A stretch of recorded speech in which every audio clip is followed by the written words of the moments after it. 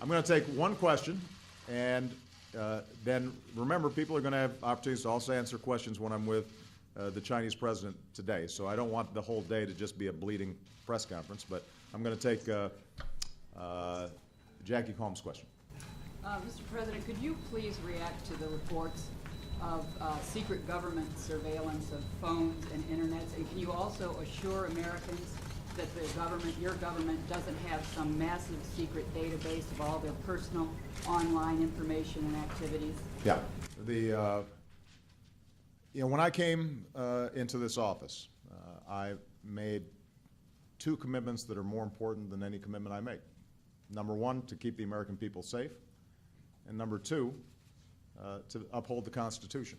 And that includes what I consider to be a constitutional right to privacy and an observance of civil liberties.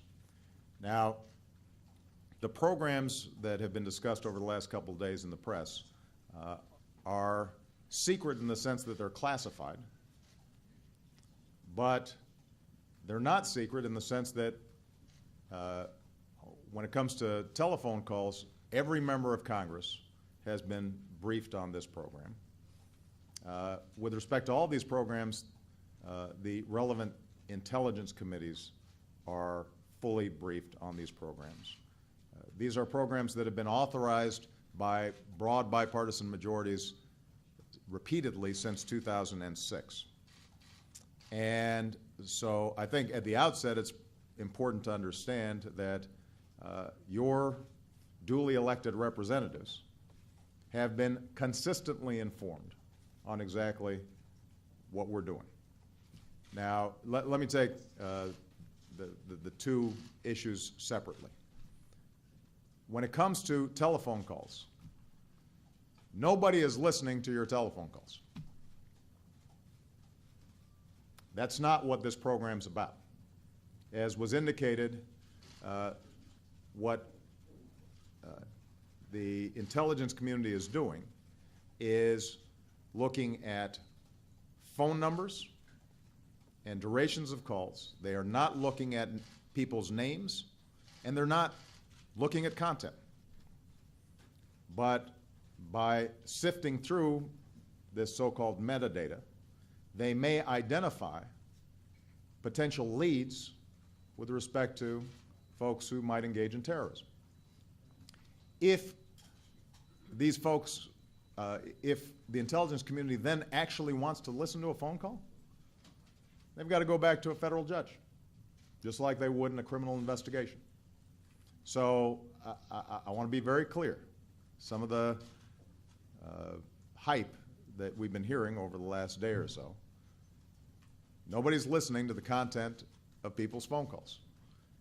This program, by the way, is fully overseen not just by Congress, but by the FISA court, a court specially put together to evaluate classified programs to make sure that the executive branch or government generally is not abusing them and that it's being carried out consistent with the Constitution and rule of law. And so not only does that court authorize the initial gathering of data, but I want to repeat, if anybody in government wanted to go further than just that top-line data and wanted to, for example, listen to Jackie Combs' phone call, they'd have to go back to a federal judge and indicate why, in fact, they were doing further probing. Now, with respect to the internet and emails, this does not apply to U.S. citizens, and it does not apply to people living in the United States. And again, in this instance, not only is Congress fully apprised of it, but what is also true is that the FISA court has to authorize it. So, in summary, what you've got is two programs that were originally authorized by Congress, have been repeatedly authorized by Congress, bipartisan majorities have approved of them. Congress is continually briefed on how these are conducted. there are a whole range of safeguards involved, and federal judges are overseeing the entire program throughout. We're also setting up, we've also set up an audit process when I came into office to make sure that we're, after the fact, making absolutely certain that all the safeguards are being properly observed. Now, having said all that, you'll remember when I made that speech a couple of weeks ago about the need for us to shift out of a perpetual war mindset.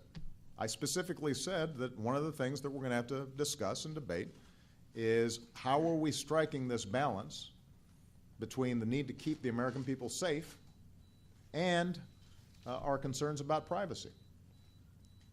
Because there are some trade-offs involved.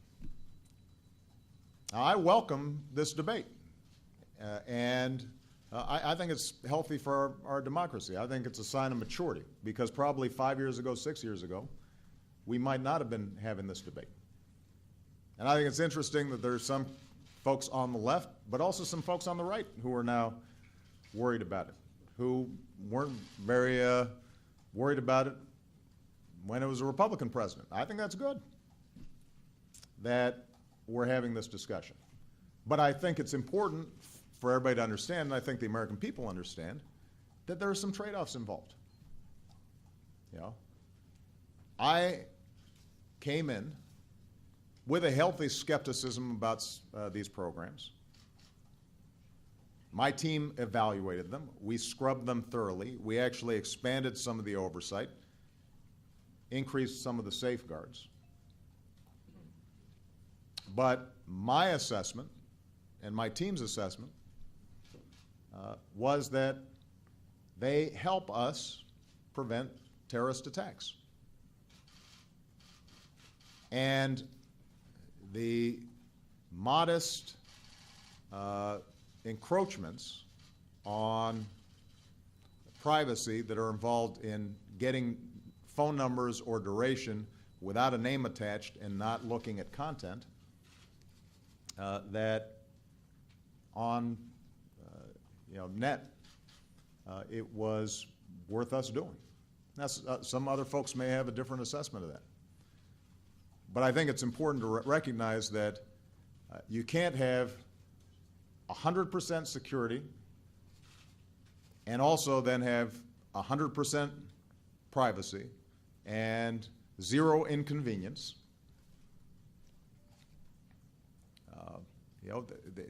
We're going to have to make some choices as a society. And what I can say is that in evaluating these programs, they make a difference in our capacity to anticipate and prevent possible terrorist activity. And the fact that they're under very strict supervision by all three branches of government, and that they do not involve listening to people's phone calls, do not involve reading the emails of U.S. citizens or U.S. residents, absent further action by a federal court that is entirely consistent with what we would do, for example, in a criminal investigation. I think on balance, we have established a process and a procedure that the American people should feel comfortable about. But again, these programs are subject to congressional oversight and congressional reauthorization and congressional debate. And if there are members of Congress who feel differently, then they should speak up, and we're happy to have that debate. Okay? All right, and we'll have a chance to talk further during the course of the next couple of days. Thank you, guys. Thank you.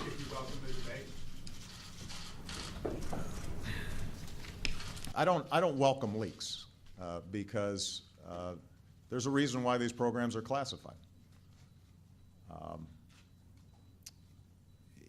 I think that there is a suggestion that somehow any classified program is a quote-unquote secret program, which means it's somehow suspicious. But the fact of the matter is, in our modern history, there are a whole range of programs that have been classified because when it comes to, for example, fighting terror, our goal is to stop folks from doing us harm, and if every step that we're taking to try to prevent a terrorist act is on the front page of the newspapers or on television, then presumably the people who are trying to do us harm are going to be able to get around our preventive measures. That's why these things are classified. But that's also why we set up congressional oversight. These are the folks you all vote for as your representatives in Congress, and they're being fully briefed on these programs. And if, in fact, there were abuses taking place, presumably, those members of Congress could raise those issues very aggressively. They're empowered to do so. We also have federal judges that we put in place who are not subject to political pressure. They've got lifetime tenure as federal judges, and they're empowered to look over our shoulder at the executive branch to make sure that these programs aren't being abused. So we have a system in which some information is classified, and we have a system of checks and balances to make sure that it's not abused.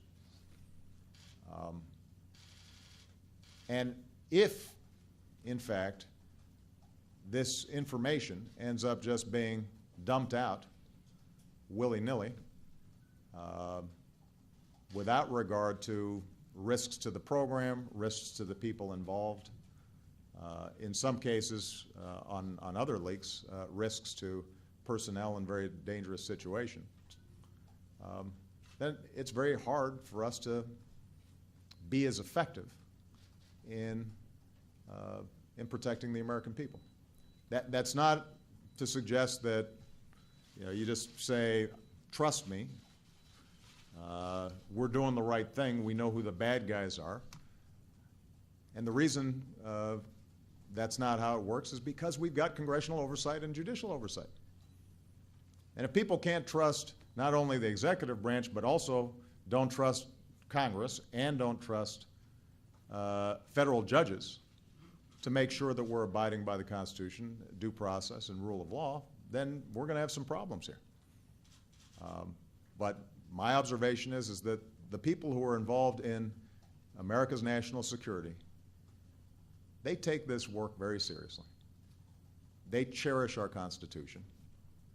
The last thing they'd be doing is taking programs like this to listen to somebody's phone calls.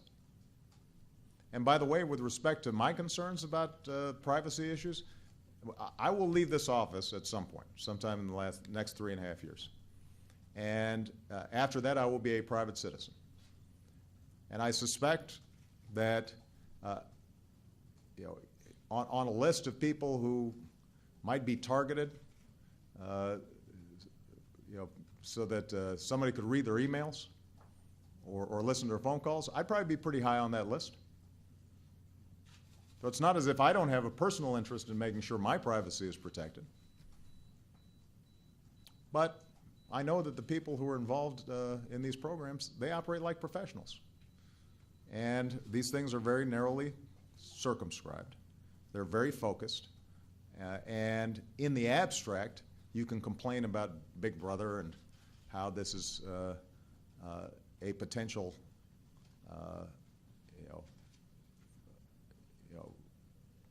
program run amok. But when you actually look at the details, then I think we've struck the right balance. All right? Thank you very much, guys. That's it.